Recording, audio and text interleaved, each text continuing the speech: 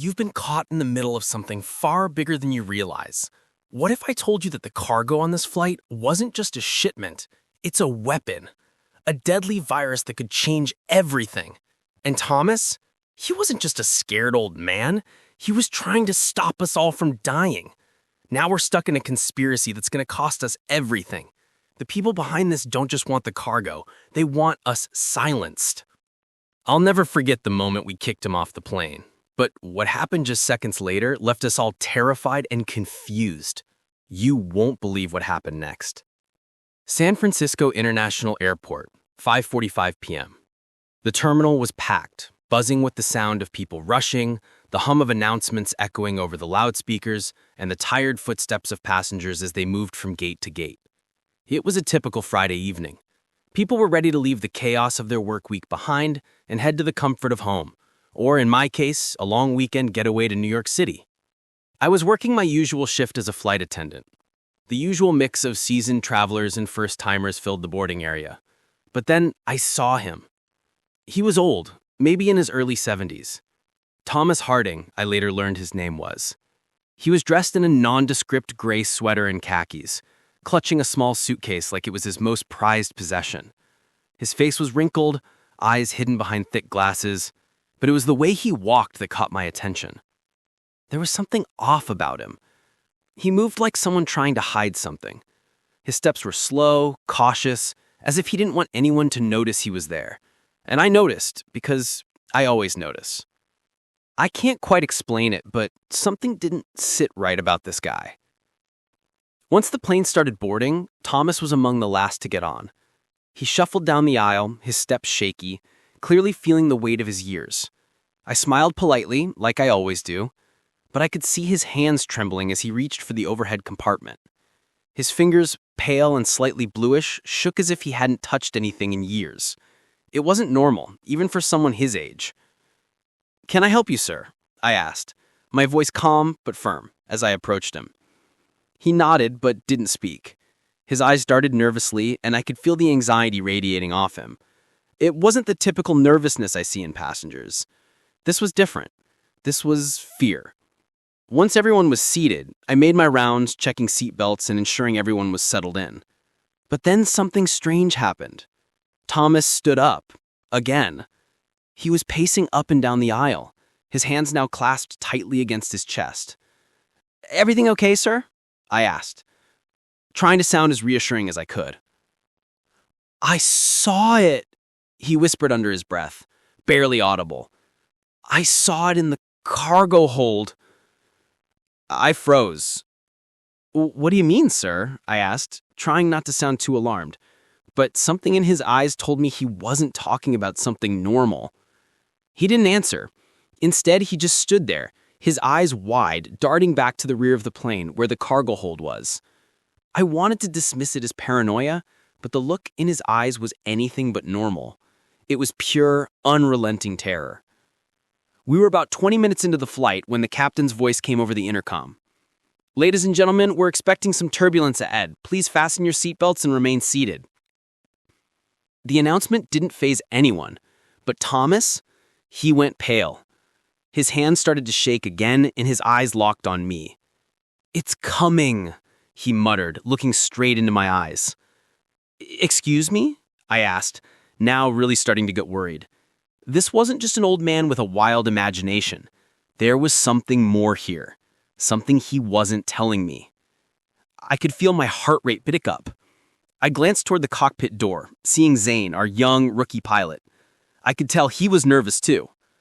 This was his first major flight, and it wasn't going smoothly. The seatbelt light pinged. I tried to calm the other passengers, but my eyes kept returning to Thomas. There was something off. His quiet mumblings had turned into frantic whispers, something about danger and the cargo hold. "Are you okay, sir?" I asked again, this time more urgently. He looked at me, his eyes wild. "It's not the storm," he said in a hushed voice. "Something's wrong with the plane. It's not the weather. The cargo hold. It's not what it seems."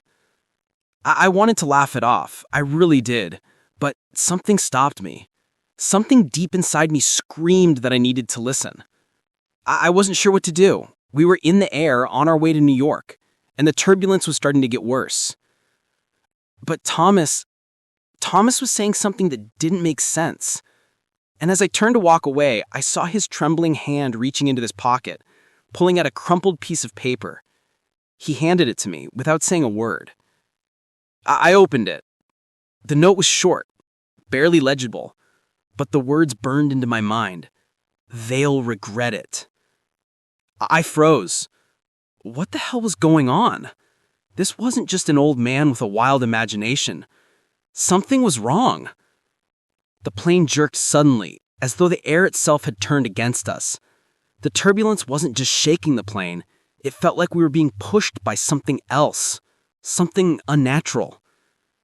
I glanced at Thomas again, but he wasn't in his seat. He was gone. I rushed to the back of the plane, my heart racing in my chest. What had happened to him? Where had he gone? And then I saw it. The seat he had been sitting in, empty. And right there on the floor, a small, sealed envelope addressed to me. Everything was about to change. But what happened next? You won't believe it. I turned back to the cabin, my mind racing. The seat where Thomas had been was now empty, but that damn envelope was still lying there, mocking me. They'll regret it. His words kept echoing in my head. I quickly moved to the rear of the plane, my heart hammering in my chest. Where was Thomas? Why had he disappeared without anyone noticing? The plane was shaking more now, the turbulence making the overhead compartments rattle as if the entire aircraft was trying to escape the storm outside. The overhead lights flickered for a second, and my stomach dropped. Something wasn't right. I rounded the corner into the galley, and that's when I saw him. Thomas was standing there, not sitting, not waiting like he should have been. He was standing in the back, staring toward the cockpit, his eyes wide with fear. He wasn't just shaken anymore. He looked completely unhinged, like someone who had seen something he couldn't explain and didn't want to. "Thomas?" I called out, my voice shaky. "What are you doing back here?" He didn't respond at first. He just stared at the floor, his hands gripping the metal railing like he was going to collapse at any second.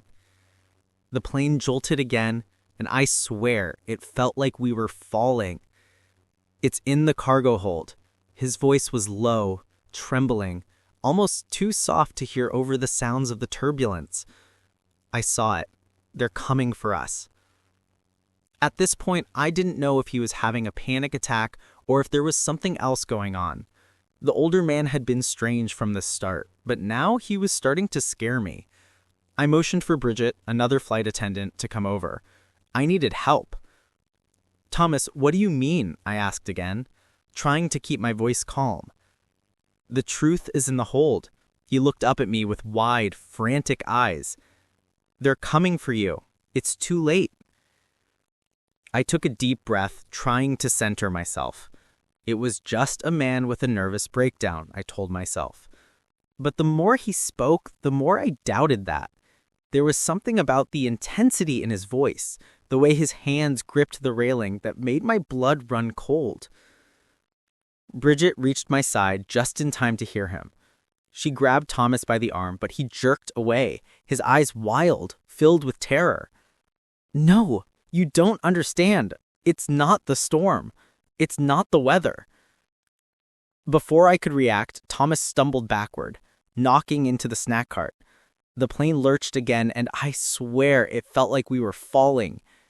The oxygen masks dropped, and I grabbed one to slip over my face, my heart pounding in my chest. I looked up, and Thomas was gone. In the chaos, I barely noticed. But then I heard it. A sound of rushing feet. Footsteps that weren't the usual quick shuffle of passengers trying to stay seated. It was Thomas, running. I turned, chasing after him. My legs felt like lead, the sound of my footsteps muffled by the deafening roar of the plane, but I had to stop him. He was headed straight for the rear exit. The door was locked, thank God, but the panic in his eyes was unmistakable. I reached the rear just in time to see him crash into the door, shaking the handle violently. "They're coming! They're coming for all of us!" "Thomas!" I shouted, grabbing him by the shoulder to pull him away from the door, but he fought me, his movements erratic. "I can't stop them," he screamed. "They're already here." I grabbed the intercom and buzzed the cockpit. "Zane, we've got a problem up here." "What's going on? We're facing a little bit of turbulence, but it's under control." "No, it's not," I nearly shouted into the mic. "Thomas is having some sort of breakdown. He's talking about something in the cargo hold. I think he might be a threat to the flight. We need help down here now." For a moment, the response was dead silence. Then the line crackled. "We're monitoring it from up here, Carly. Just keep him calm. We'll be in touch in a few minutes." I could hear the uncertainty in his voice. It was his first major flight, and now it was turning into a nightmare. "What's going on, Thomas?" I asked again, trying to hold him steady. He wasn't listening. He was beyond reasoning now. I pulled him into a seat, trying to stabilize him, but I could see his eyes darting wildly around the cabin. It was like he was looking for something, some kind of answer. The turbulence didn't help. The whole plane was shaking now, the sound of the engines roaring as we fought against the storm. I checked the passengers. Everyone was bracing themselves. But Thomas, he was gone. I mean, he wasn't physically leaving anymore, but something about his face, it was like he wasn't even there. He was lost in his own world, and that was the most terrifying thing of all. The plane jolted again, throwing me against the wall. But it wasn't just the turbulence that shook me. A voice came through the intercom. "Ladies and gentlemen, we've encountered an issue. Please remain calm and stay in your seats." The captain's voice sounded off, strained. It wasn't just the turbulence. I looked at Thomas one more time. "We've got a bigger problem than we thought." "What do you think Thomas saw in the cargo hold? Was he right about the danger? What would you have done in this situation?" Comment below and let me know. If you're as curious as I am about what happens next, don't miss the shocking twist in the next chapter. Subscribe to Heat Stories now so you won't be left behind when the truth comes out. Trust me, you won't want to miss this. The moments after Thomas's outburst were a blur of confusion and panic. The turbulence kept throwing us around, and the passengers were starting to get visibly uneasy. The air was thick with tension. I glanced toward the cockpit, hoping Zane would send some kind of reassurance, but I could feel it, the uncertainty in the air. Something wasn't right. Thomas was still in the back, sitting in one of the seats, but it was clear that he wasn't the same man who had boarded the flight just a few hours ago. He looked like a stranger, eyes wide, frantic, his hands gripping the armrests so tightly his knuckles were white. He was muttering to himself now, almost incoherently. I could barely make out the words, but one thing was clear. He was terrified. I'd worked flights for years, seen everything from nervous flyers to people having full-on panic attacks. But this felt different. This wasn't just anxiety or fear. This was something deeper, something darker, and it was spreading. The other passengers were starting to notice. I could hear whispers now, people pointing, talking in low tones. Some were saying he was just a confused old man. Others were more concerned, their eyes darting nervously toward the back of the plane where Thomas was. I walked up to him slowly, not wanting to provoke another outburst. "Thomas," I said gently, trying to keep my voice calm.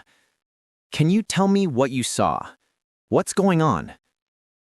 His eyes snapped to mine, and for a second I saw a flicker of clarity.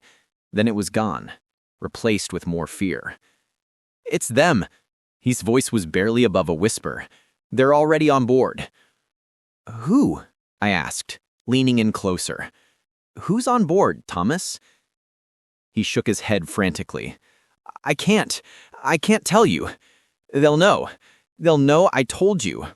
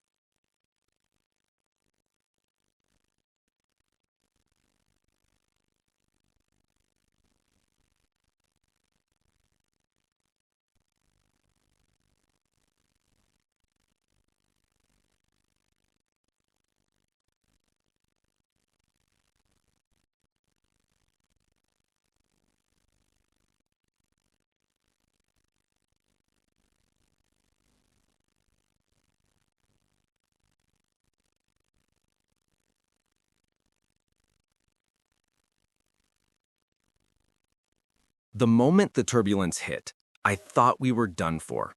The entire plane shuddered as if it was being dragged through a storm from hell. The overhead compartments rattled, and I could hear muffled gasps from the passengers around me. It felt like the plane was fighting against something bigger than just bad weather. The oxygen masks dropped from the ceiling, but that didn't reassure anyone. Panic started to set in. People fumbled to put on their masks, but there was no calm, only chaos. In the back of my mind, I kept thinking of Thomas, the strange old man who was now in the terminal. Why had he acted so erratically? What had he known? I glanced over at Bridget. Her face was pale, her hand gripping the seat in front of her.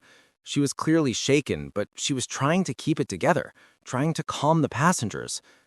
"Stay calm," I shouted across the cabin, my voice barely cutting through the noise. "This is just turbulence. It'll pass." But the words felt hollow. This wasn't just turbulence. I moved back to the galley, feeling the sway of the plane more violently now. My heart was hammering in my chest. What was going on? Why did it feel like we were plummeting? Suddenly, Zane's voice crackled through the intercom. His words made my stomach drop. "Ladies and gentlemen, please remain in your seats. We've been informed there's a security situation at the airport. Please stay calm as we make our way to an alternate route." I could hear the strain in his voice. He wasn't saying it, but I knew. Zane was scared, and I had no idea why. As the plane continued to jolt, my eyes darted around the cabin. The passengers were no longer just nervous, they were terrified. Some were crying, others were clutching their seat arms, white-knuckled and trembling. And then there was Thomas. The moment I thought of him, I felt a knot tightening my chest. Had we made the right decision? He was clearly unstable, but had he been trying to warn us about something real? Could we have done something differently? The next jolt of turbulence almost threw me off my feet. I grabbed the galley counter to steady myself. Bridget rushed in behind me. "Carly," she shouted, her voice panicked. "Did you hear Zane? Something's wrong." "I know," I said, my heart racing. "I can feel it. This is no ordinary storm." Just as I was about to go back to the cabin, the phone in the cockpit rang. It wasn't just any call. The red emergency light on the wall started flashing, and Zane's face turned from pale to stone cold. I could see him muttering into the receiver, his eyes scanning the instruments in front of him, as if he was trying to make sense of what was happening. I couldn't hear what was being said, but I didn't need to. The look on Zane's face said everything. I rushed to the cockpit, hoping to get some answers. "Zane, what's going on?" I asked, pushing the door open. The noise of the turbulence made it harder to hear, but I could see him furiously flipping switches, his fingers moving fast.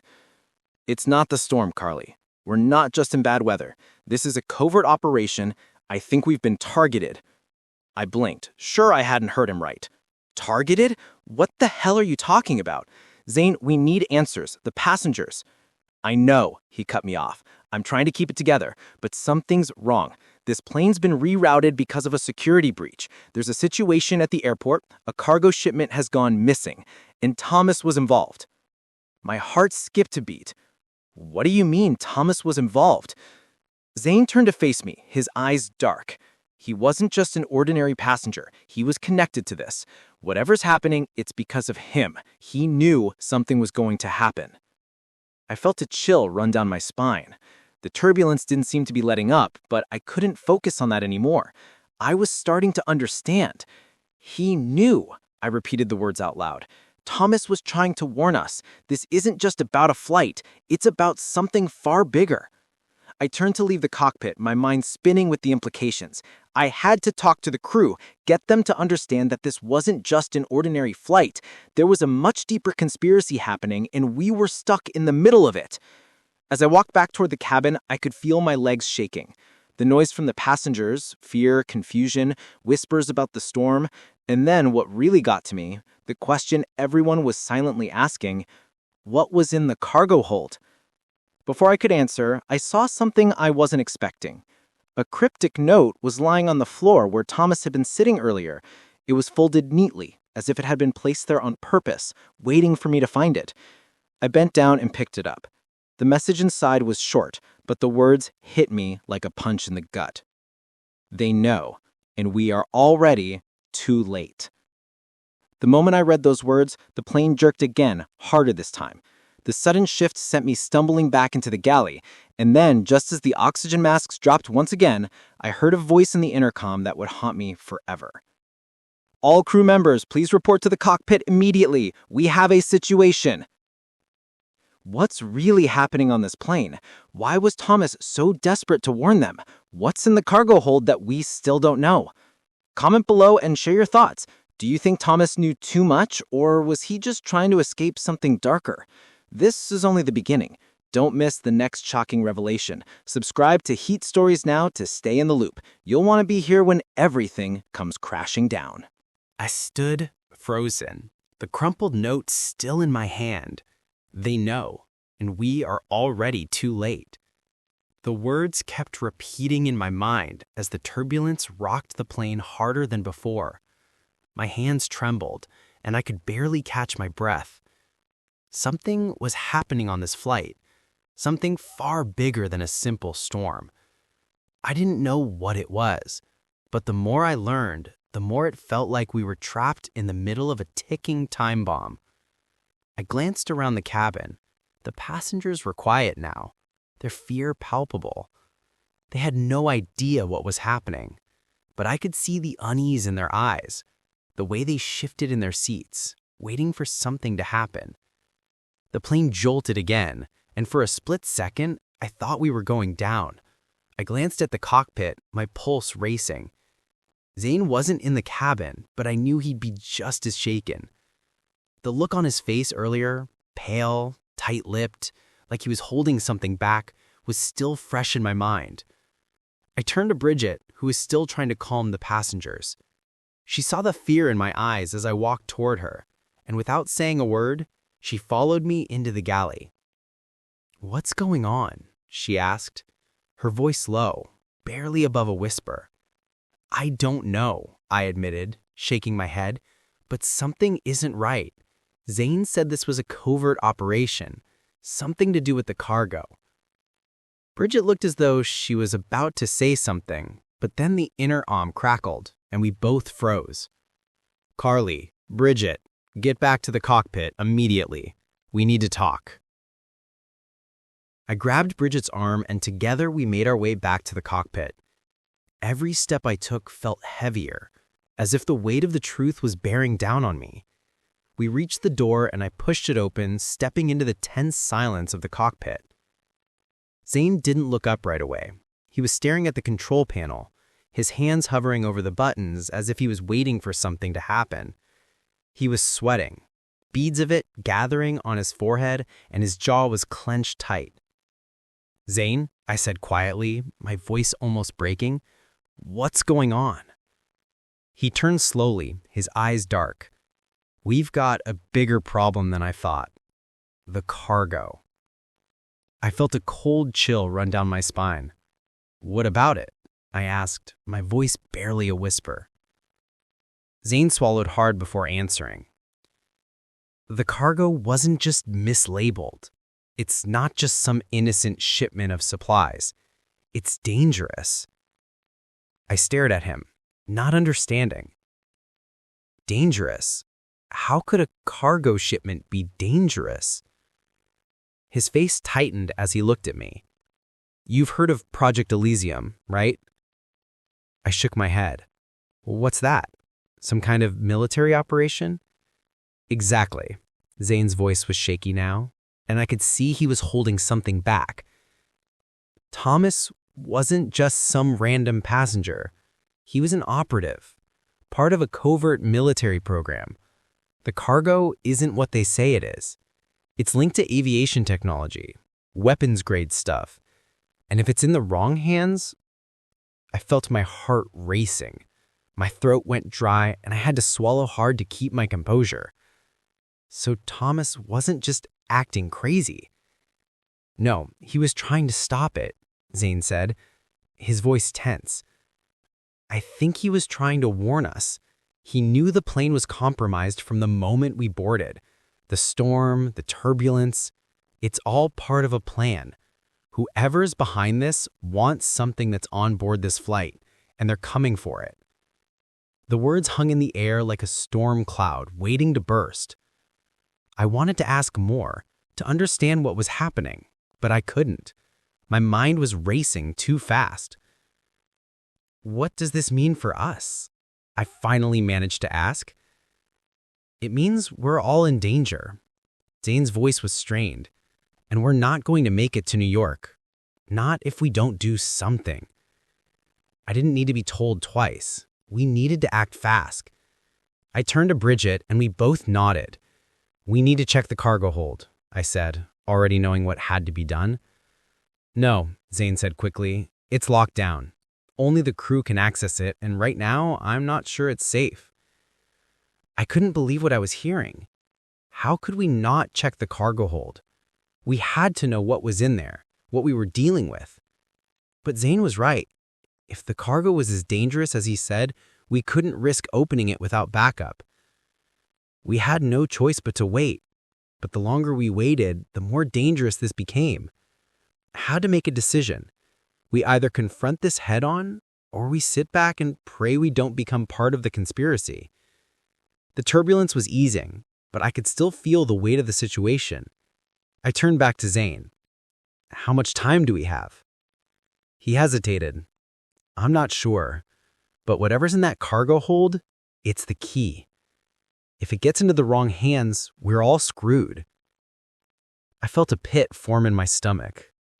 We were being manipulated, caught in the middle of something we didn't understand. I turned toward the rear of the plane. Thomas was right. Something was happening, and I wasn't sure how much longer we could stay one step ahead. Suddenly, the intercom crackled again, and the cold voice of the captain filled the cabin. Ladies and gentlemen, this is your captain speaking. We've just been informed that we will be making an emergency landing. Please remain calm and seated. Further instructions will follow shortly. I grabbed Bridget's arm. Emergency landing? What did this mean for us? As I stared out the small window, the city lights of Philadelphia came into view. But I couldn't shake the feeling that we were being watched, that whoever was behind this knew exactly where we were going. What's in the cargo hold? And why was Thomas trying so desperately to warn the crew? Do you think he was trying to protect us, or did he have another agenda? Comment below and share your thoughts. What would you do if you were in our shoes? And what do you think the cargo really is? This story is far from over. Subscribe to Heat Stories to stay with us as we uncover more twists and turns. You don't want to miss what happens next. Trust me, this is just the beginning. We landed in Philadelphia just after 11 p.m. The plane jolted as it touched the runway, and the sudden silence that followed was almost deafening. The turbulence had settled, but the tension on board was anything but gone. The last few hours had felt like a nightmare, every moment leaving me more unsure of what was real. I sat in the cockpit with Zane, the door cracked open just enough for me to see the dimly lit cabin behind us. The passengers were still in their seats, but I could feel their nervous glances, their questions they weren't asking out loud. Everyone was waiting for answers, and so was I. The problem was, no one had any. Not yet. I couldn't stop thinking about Thomas. Who was he really? Why had he been on that flight? What had he known that none of us had figured out? Zane's voice snapped me out of my thoughts. We need to find out who he was, and fast. I nodded, my hands gripping the armrest of the cockpit seat. I've been thinking the same thing, but where do we start? Zane looked at me, his face drawn with exhaustion. Start with the cargo. Everything's linked to it. Whatever's in there, it's more than just dangerous. It's connected to Thomas. I frowned. But how? We know he was involved, but what else? I've got a contact at the airport, Zane said quietly, glancing over his shoulder to make sure no one was listening. I'll make the call. We might find out who he really was. I wasn't sure I liked the sound of that. Thomas wasn't just an innocent passenger. He was part of something much darker, and now we were tangled up in it too. My stomach tightened at the thought of digging deeper into a mess I wasn't sure we could get out of. Zane stepped out of the cockpit and picked up the phone. His face was grave as he spoke to someone on the other end, the words low and urgent. I could only hear snippets of the conversation, but it was enough to make my heart race. Yes, I need confirmation on that cargo shipment. It's labeled as equipment. I need to know what's really inside, now. He listened for a few moments, his jaw tightening. I don't care about the cover story. We've got a passenger involved who's more than he seems. I need answers. I could feel my breath catch in my throat. Thomas was connected to something bigger. The more I thought about it, the more we had missed, how much danger we were in. Zane hung up the phone with a look that made my blood run cold. It's worse than we thought. What do you mean? I asked, stepping closer. They just confirmed it. Thomas Harding wasn't just a civilian. He was a government contractor, a defense consultant working on military aviation technology. I blinked, the words slowly sinking in. He was what? Zane nodded, his eyes dark. Thomas was involved with Project Elysium. It's a secret government project, a program designed to develop advanced weapon systems for military aircraft. The cargo we've been carrying, it's tied to that project. And Thomas, he was the one overseeing it. I stared at him, trying to process what I had just heard. Thomas wasn't just some frail old man. He had been deeply involved in a high-level military project, one that was connected to some of the most dangerous technology in the world. Why was he on our flight? Why didn't we know any of this? I don't know, Zane admitted, but he was trying to stop something. He knew the plane was compromised. He saw something in the cargo hold that set off alarms. That's why he was acting the way he was. He wasn't just scared for himself, he was trying to warn us all.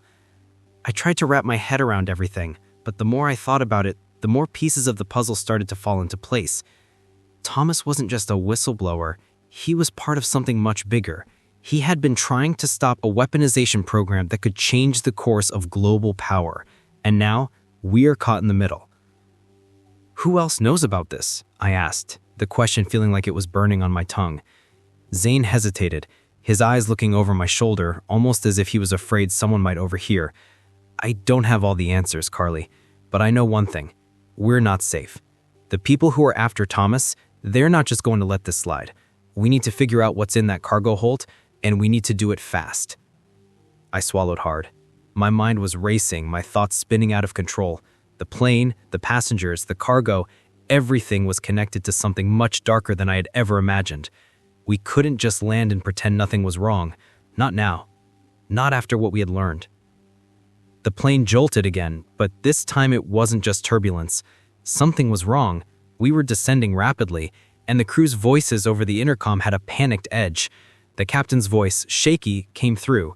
Ladies and gentlemen, please prepare for an emergency landing. We've been compromised. The words sent a shiver down my spine. I looked at Zane, who was already standing up, grabbing his headset. Get ready. As the plane began its descent, I realized we were all part of something much bigger now, something we couldn't escape even if we wanted to. What does it mean that Thomas was involved in such a high-level military project, and what's in the cargo that could change everything? Comment below with your theories. Do you think Thomas was trying to protect us, or was there something more sinister behind his actions? The truth is slowly coming to light, but we're still far from the answers. Subscribe to Heat Stories to stay with us as the pieces continue to fall into place. You won't want to miss the next chapter, because the real danger is only just beginning.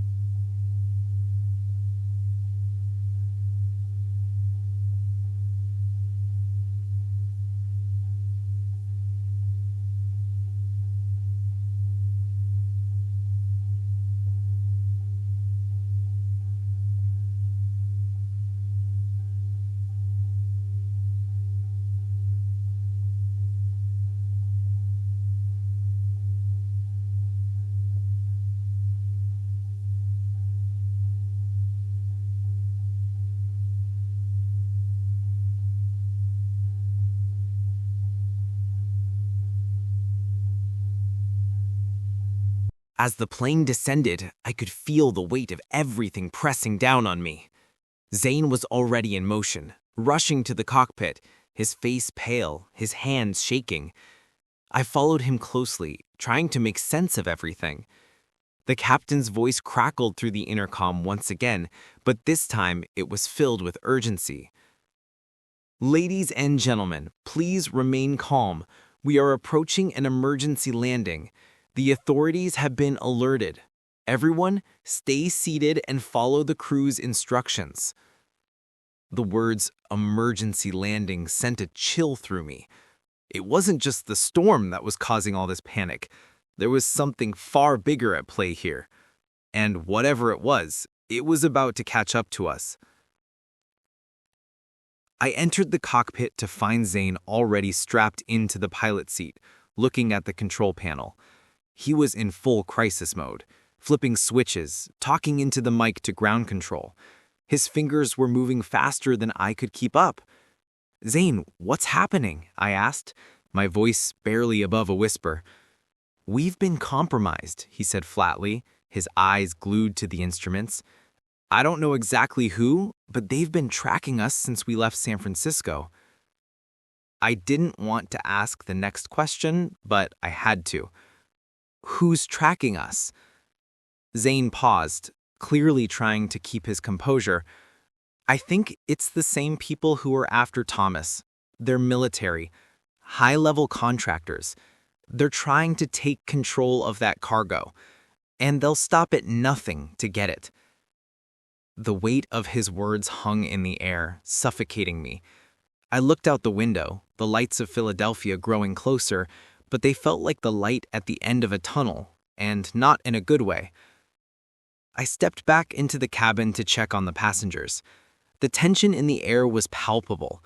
You could feel it in every corner of the plane. No one was talking anymore. Some were praying, some were staring straight ahead, gripping the armrests. No one knew what was coming next, but they all felt the danger. I walked down the aisle, my eyes darting from one passenger to the next. No one had any answers, and there wasn't much I could say. I had to keep it together for them, but inside I felt the same fear they did. Then, just as I reached the back of the cabin, I saw something that froze me in my tracks. A man in a dark suit was sitting in an aisle seat near the rear. He was not supposed to be there. He was not part of the crew. I didn't recognize him, and his eyes were fixed on me. He was too calm, too out of place. It was like he was waiting for something, waiting for me. I felt the blood drain from my face. It was clear now. He was connected to everything. His presence on the plane was no coincidence. He had been placed there. But why? I turned quickly and made my way back toward the cockpit. I had to tell Zane. I couldn't handle this alone.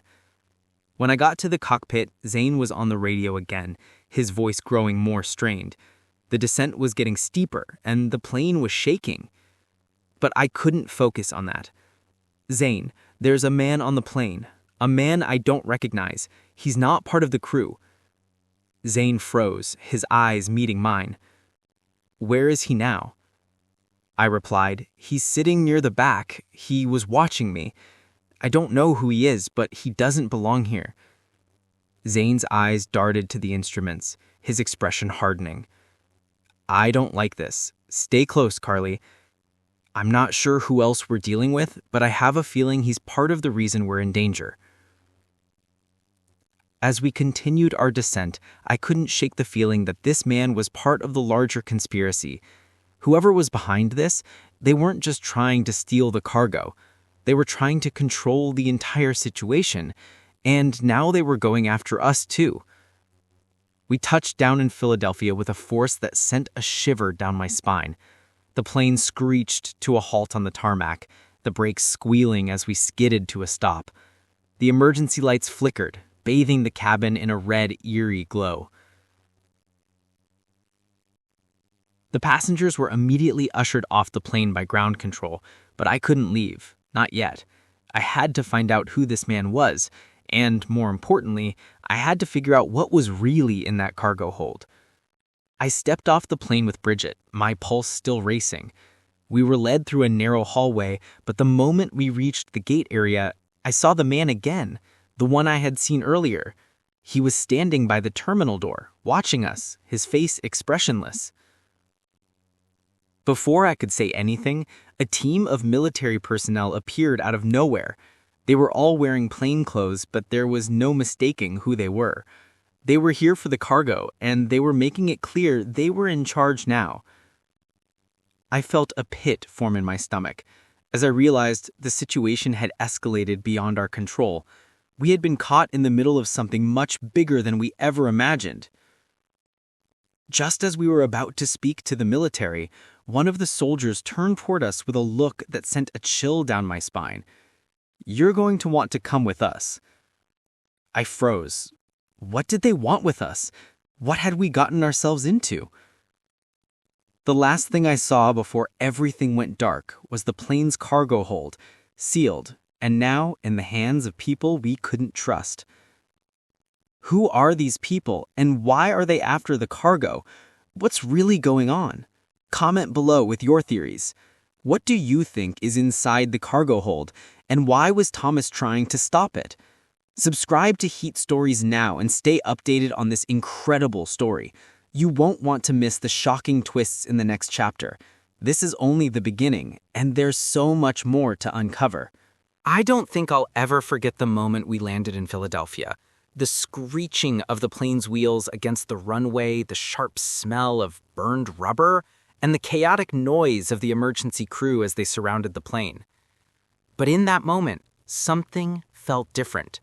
We had just crossed the point of no return, and I knew we were no longer in control of this situation.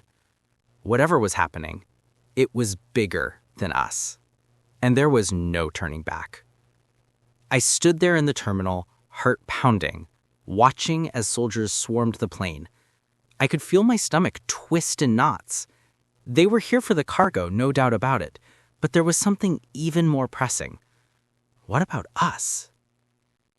Zane and Bridget stood beside me, equally unsure of what to do next. We were caught in the middle of something far more dangerous than any of us could have imagined. And now, as military personnel began to secure the area, it was clear we had just become pawns in a much larger game. "Get them inside," one of the soldiers barked at us. And before we could even react, we were herded through a side door into a small, dimly lit room. The air felt heavy, thick with the weight of the unknown. The military agent who had spoken to us earlier, the one who seemed so calm, now stood at the front of the room. His cold eyes scanned us, sizing us up as if we were pieces of a puzzle he was piecing together. The look in his eyes made me shiver. "You're not just passengers on a flight, are you?" he said. His voice was low, menacing. We stayed silent, unsure of how to answer. It wasn't like we had a choice. You've all been involved in something you can't begin to understand. And if you think you're going to walk out of here unscathed, you're sorely mistaken. My pulse quickened, and I glanced at Zane and Bridget. We all shared the same thought. We were in deep. The man stepped closer, his face just inches from mine. "You want to know what's really in that cargo hold?" I didn't answer, but the look in my eyes said everything. I needed to know. We all did. You think you've been dealing with military tech and weapons, but the truth is much darker. He paused, waiting for that to sink in. The cargo you're talking about, it's not just a weapon. It's a biological agent, a virus that could wipe out entire populations in a matter of days. I blinked, stunned. A virus? The weight of his words hit me like a freight train. That's why Thomas was on that plane. He wasn't just some random consultant. He was sent to stop us. And you, all of you, are tangled up in this mess because of that cargo. I shook my head trying to wrap my mind around what he was saying. It didn't make sense. A virus? How could something like that end up on a civilian flight? What was the government thinking? The soldier's cold eyes locked onto mine. Thomas Harding wasn't just trying to save you. He was trying to save everyone. He paused, letting the words sink in. He knew the virus was unstable. The cargo was supposed to be transported, but it got hijacked. And if it wasn't for him trying to warn you, the entire flight could have ended in disaster. It hit me like a punch to the gut. Thomas was right. Everything he had said, everything he had warned us about, it was true. We've been tracking Thomas for months. He was getting too close to the truth, so we had to stop him before he went public. But he wasn't working alone. He had help. And now, you're part of the problem. Zane spoke up, his voice shaking but resolute. So what now? What happens to us? The soldier smirked, a cold, unsettling expression. What happens next? You're going to help us clean up the mess you've made. Just as I thought the situation couldn't get any worse, the soldier's phone rang. He glanced at the screen, and his face went pale. They know we're here. They know you're involved. He turned toward the door, signaling for someone to come in. Get them out of here. His tone was urgent now. Before I could process what was happening, we were pushed toward a waiting car. The urgency in the air was thick, and I could hear muffled voices behind us. Someone powerful was pulling strings. They were closing in on us. They knew we knew too much. We were driven to a secure location, and I felt the weight of the moment crashing down. What had we gotten ourselves into? The car stopped in front of a heavily guarded building. As we were escorted inside, the door slammed shut behind us, and I realized the truth. We were now part of a conspiracy much larger than anyone could have imagined. As the heavy metal doors clanged shut, I heard the sound of footsteps approaching. The man from the plane, the one who had been watching us, was standing there, a smug look on his face. He didn't speak first, just stared at us, almost as if he were trying to gauge how much we had figured out. Then he spoke one final line that made my blood run cold. You've made a mistake trusting us. And now, you're all going to pay the price. The doors closed behind us, and I knew in that moment that there was no way out. Was Thomas really trying to save us all? What's the true purpose of the cargo? And what happens now that we've been caught up in this web of lies and deception? Comment below and share your thoughts. Do you think there's still hope for us, or have we reached the point of no return? This is the end of the road for some of us, but not for you. Subscribe to Heat Stories and stay with us for the next chapter. We're just getting started, and you won't want to miss what happens next.